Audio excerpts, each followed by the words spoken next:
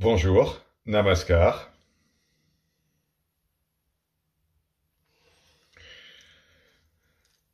Ce corps a le plaisir de vous lire aujourd'hui un extrait du livre d'Ananda Mahima, appelé Matrivani, qui est un recueil des réponses qu'elle a faites à ses disciples.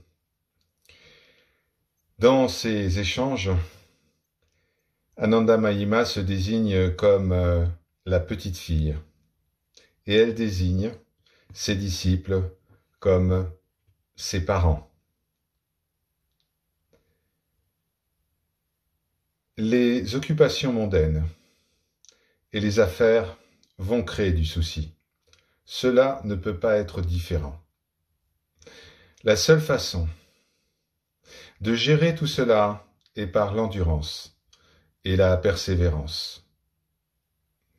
Lorsque les vagues du karma nous submergent, la seule solution est d'émerger à nouveau.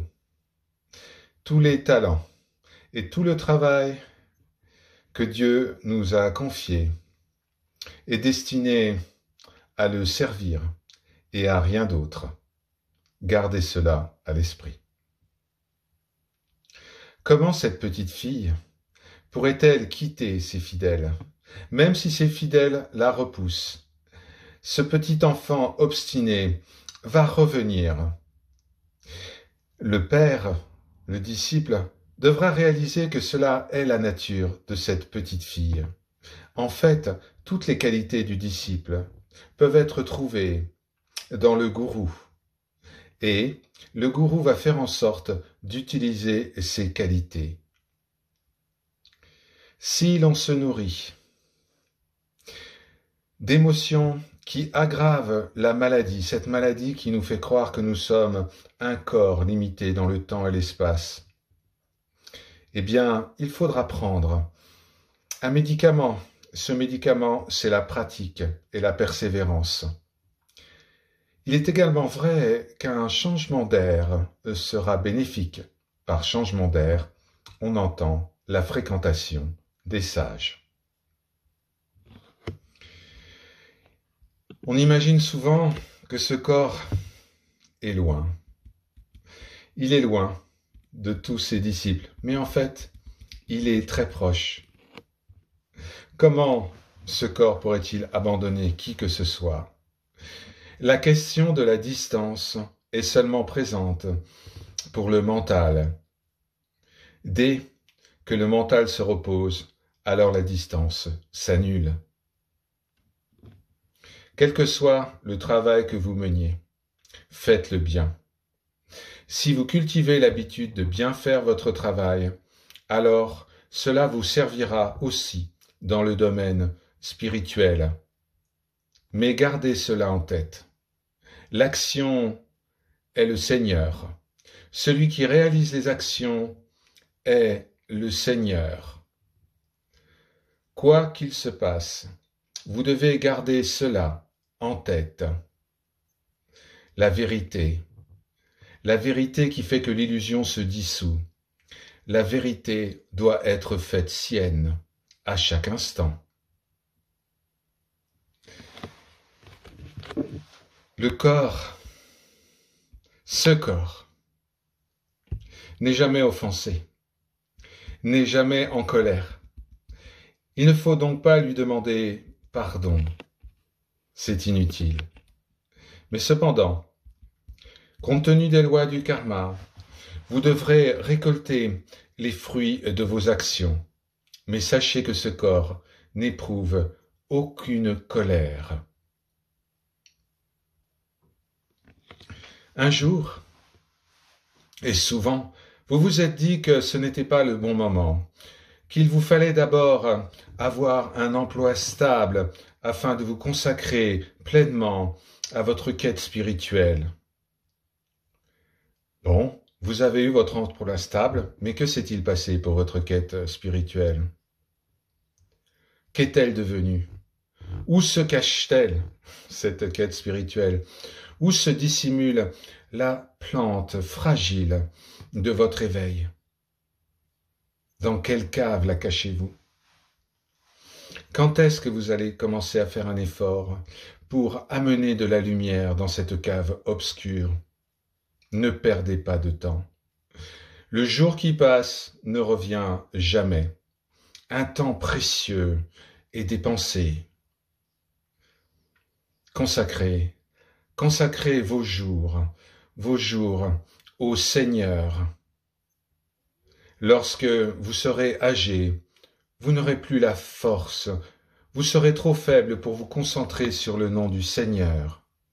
Alors, comment ferez-vous à ce moment-là, alors que vous n'avez rien fait lorsque vous en aviez encore l'énergie?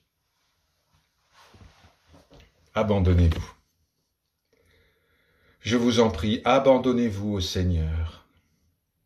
Quel que soit le sujet, sans exception.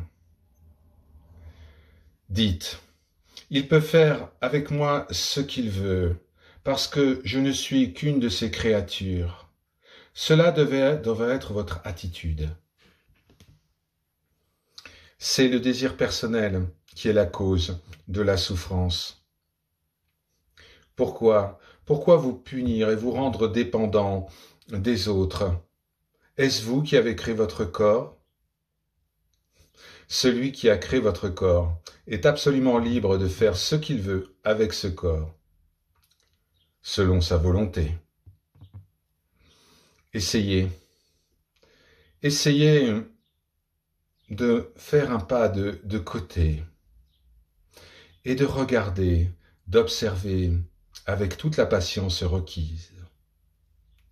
Lorsque votre mental est tranquille, alors vous guérissez rapidement de cette maladie du petit jeu.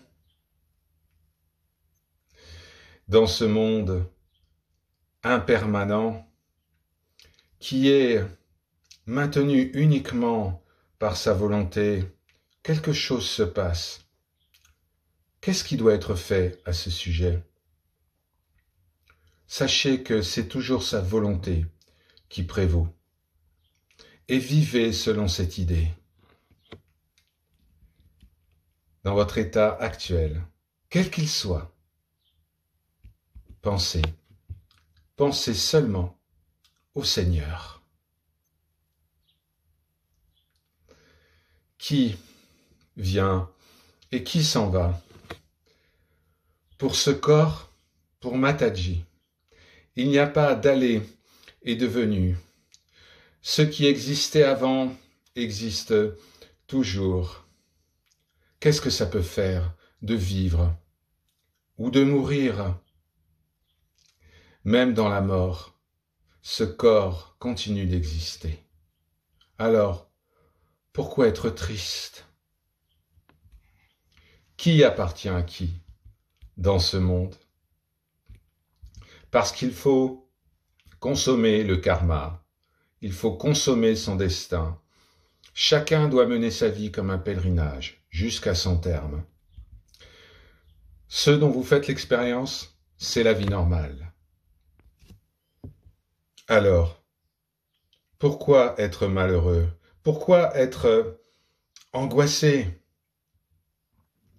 Si vous êtes tout le temps attaché aux bonnes émotions comme aux mauvaises, comment pouvez-vous accomplir votre pèlerinage?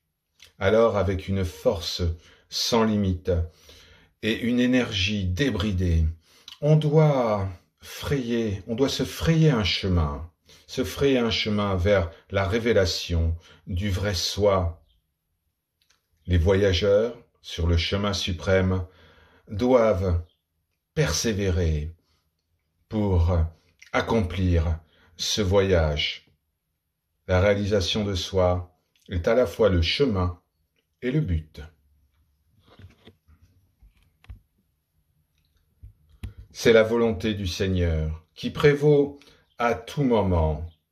C'est la loi de la création. Le monde est un cycle incessant de tristesse, de joie temporaire et puis de souffrance. Afin de faire l'expérience de cela, l'homme naît. Vous ne voyez pas que le monde n'est qu'un cycle? pour celui qui veut en finir, qui veut sortir de ce cycle, alors qu'il ait en tête le nom suivant, Durga, qu'il ait ce nom sur ses lèvres. Il ne devrait pas y avoir de tristesse, pas de larmes. Essayez de conserver cette attitude.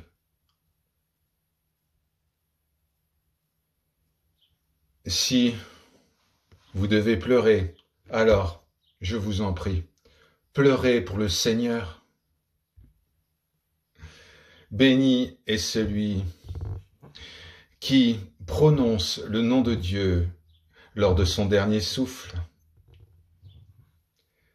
On doit toujours garder l'esprit concentré sur les pieds de lotus du Seigneur, car on ne sait pas quelle est sa dernière heure. Priez. Priez pour la grâce du Gourou et rappelez-vous constamment de ses pieds de lotus. Om Namo Bhagavate Sri Anandamayi Maye.